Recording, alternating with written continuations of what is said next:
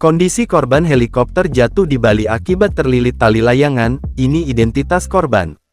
Sebuah helikopter jatuh di Bali membuat heboh jagat maya pada tanggal 19 Juli tahun 2024 yang diduga karena terlilit oleh benang layang-layang. Helikopter yang jatuh tersebut diketahui terjadi di wilayah Ungasan, Bali. Menurut Direktorat Jenderal Perhubungan Udara, Ditjen Hubud, helikopter tersebut jatuh akibat terlilit tali layangan. Helikopter membawa person on board (POB), yaitu 1 pilot dan 4 penumpang. Informasi awal semua penumpang dipastikan selamat dalam kecelakaan tersebut, jelas Rentin pada Jumat tanggal 19 Juli tahun 2024.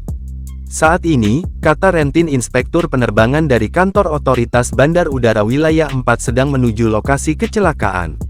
Pihak PT Whitesky Aviation juga telah mengirimkan tim investigasi ke lokasi kejadian jatuhnya helikopter. Informasi terkini akan disampaikan lebih lanjut. Kementerian Perhubungan melalui Ditjen Hubud akan melakukan sosialisasi dan pengawasan yang lebih intensif bahaya layangan melalui koordinasi dengan PJ Gubernur serta kepala daerah di wilayah Bali, agar tidak membahayakan keselamatan dan keamanan penerbangan, tutupnya. Berikut ini identitas 5 korban selamat dalam kecelakaan helikopter di Badung, Bali. 1. Dedi Kurnia, Indonesia, pilot. 2. Russell James Harris, Australia, penumpang.